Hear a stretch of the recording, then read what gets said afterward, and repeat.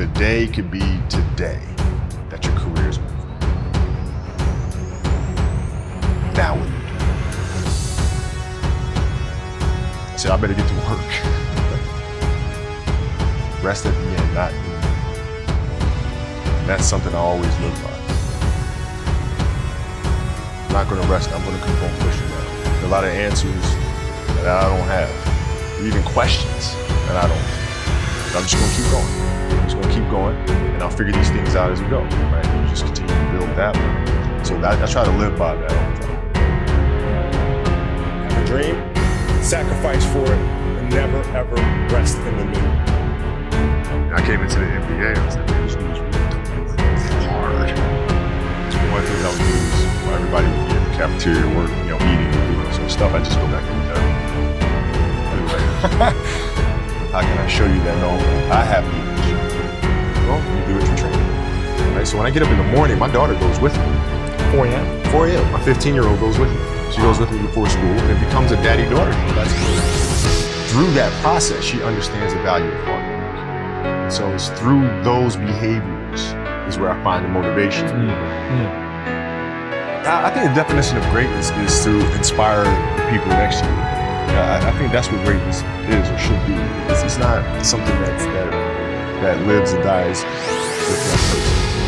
It's how can you inspire a person to then in turn inspire another person, and then inspires another person. And that's how you create something that I think will last forever. It's not sit around and it's all happy and lucky time. The leader, your job is to get the best out of it. You gotta deal with it. Face it, learn from it. It's exciting when you win, it's exciting when you lose, because the process should be exactly the same. But the hardest thing is to face that stuff. But what if today is the day that's it? Now what do you do?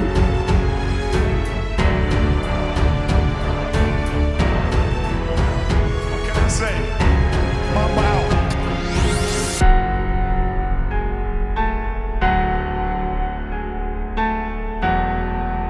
My parents were great. Growing up, they instilled in me the importance of imagination, curiosity, and understanding that, okay, if you want to accomplish something, I'm not just going to sit here and say, yes, you can do whatever you want. Yes, you can, but you have to also put in the work to get there, right? So they taught me that at a really early age, man. And when you grow up as a kid thinking that the world is your oyster, all things are possible if you put in the work to do it, and you grow up having that fundamental belief. Who was more influential for you, father or mother? Both were influential at different points. My mom was there on a daily basis. My father was really influential at a really critical time where I had a summer where I played basketball when I was like 10, 11 years old. And here I come playing, and I was scoring 1 point the entire summer, not one. You didn't score once, not one. Were you in the game? I was in the game. How did you not score? Because I was terrible. Not a free throw, nothing. Not a lucky shot, not a breakaway layup. 0 points. I remember crying about it, being upset about it. My father came to me and said, listen, whether you score 0 or score 60, that is the most important thing that you can say to a child. Because from there, I was like, okay, it gives me all the confidence in the world to fit. I have the security. But the hell with that, I'm scoring 60. Let's go. Right. And from there, I just went to work. I stayed with it, I kept practicing. I think that's when the idea of understanding the long-term view became important. Because I wasn't going to catch these kids. I was going to catch them here. Right? So that's when I sat down and said, okay, this is going to take some fun. All right, what do I want to work on first? All right, shooting. All right, let's knock this out. Let's focus on this half a year, 6 months, nothing to shoot. Right, after that, all right, creating your own shot. So I started creating a menu of things. When I came back the next summer, I was a little bit better.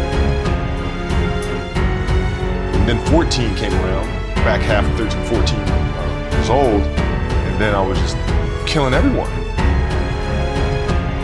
And it happened in 2 years, and I wasn't expecting it to happen in 2 years, but it did, because what I had to do was work on the basics and the fundamentals. But they relied on their athleticism and their natural ability. And because I stick to the fundamentals, it just caught up to me. And then my body, my knees stopped hurting. I grew into my frame. and then your athleticism. Once you have the fundamentals, the hard work, the mindset, and you tack on the athleticism, it's game over. Then it was game. Wow.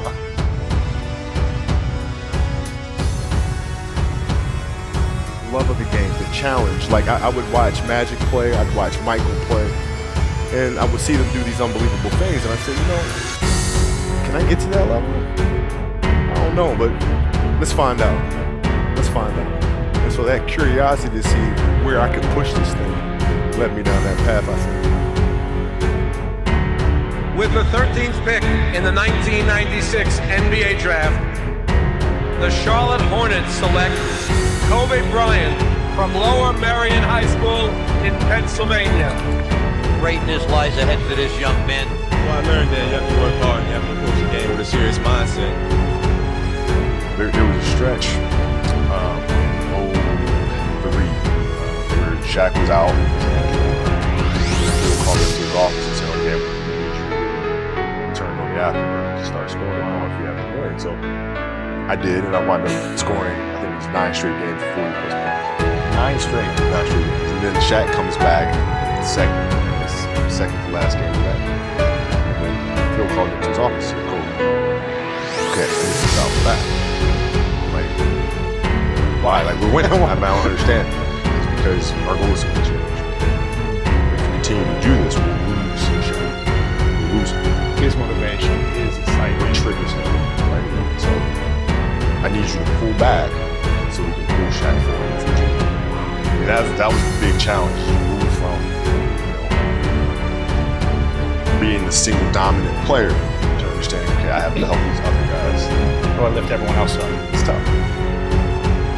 It's more like you put yourself to the side, you put yourself in their shoes and understand what they're feeling. And then you have to make certain decisions of, okay, what buttons do I need to push for this player to get them to the next level? So it's not sit around, it's all happy or lucky time. The leader, your job is to get the best out of it. Even if they may not like it at the time. It was very demanding because he expected everyone to put in the same effort as he was. And that was unrealistic. You're not behind me, you're not in front of me, you're right there parallel with me. Practice was very competitive right away. You know how Kobe is. We was jawing, we had it going sometimes. He didn't let me slip a lot. Times where I get ejected or I'm about to get a technical foul or going off the deep end. He would be there to, set me straight a lot, which helped me out a lot. So we get in the timeout, he's like, hey, I'm open. I'm like, okay. And so we go out and same thing comes, hey, I'm open. Okay. And we come back in, hey, dude, you gotta throw me the ball. I said, man, fuck that. Get it off the rebound if I miss, bro. Listen, I don't deal with people that don't commit at that level, but then act as if they do.